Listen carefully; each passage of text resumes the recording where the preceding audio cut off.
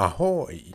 So there's a lot of confusion about the way Force Archer's Battle Mode 3 range and area of effect work, so today I'm going to attempt to demonstrate and show you how that works. And not just for Archer, for all the other classes I have as well. So first of all, to understand the difference between range and area. Range means how far your target can be from your character when you hit it. That only applies to the thing that you click and see its HP bar at the top of your screen. Area defines what else gets hit when you attack the target. If you check the description of a skill, there's a line called area and a number. 1 means it hits only your target and nothing else. Area 2 usually means that it hits the target and everything around it in a range of 1, which means everything that stands on the same spot or directly around it. Area 3 means a range of 2 around it, and so on.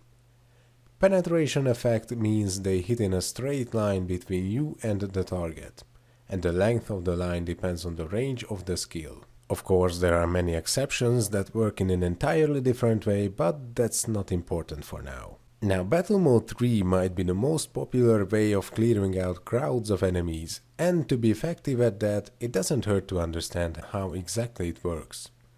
I hope the way I explain it will be accurate enough and will help you understand your character's potential.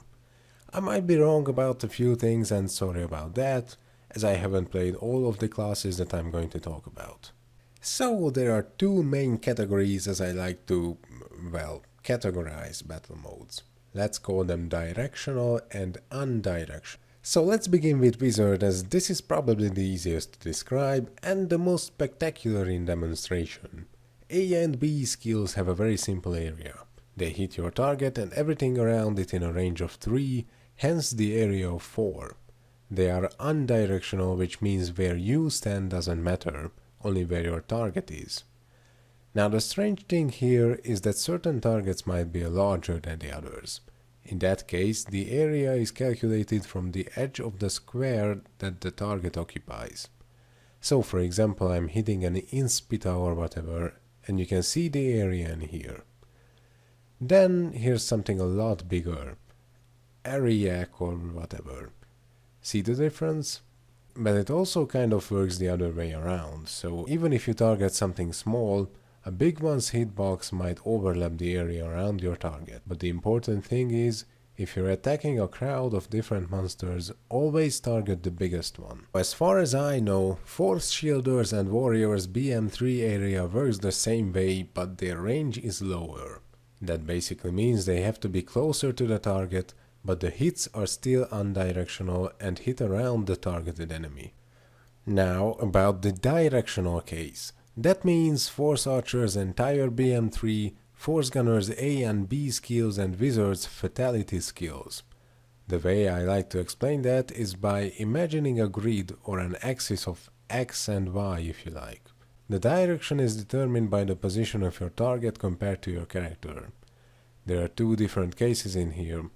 Let's say your character is in the intersection of the two lines.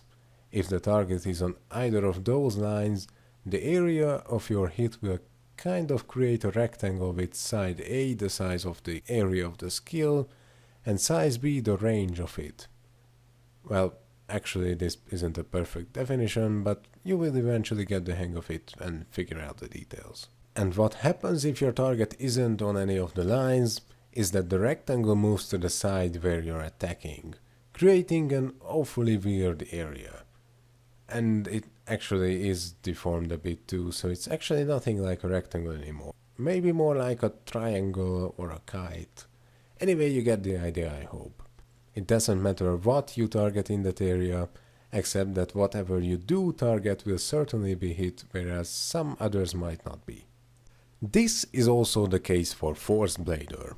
From what I know, both attacks are directional, but their area is so wide that this method of describing doesn't really demonstrate it well enough.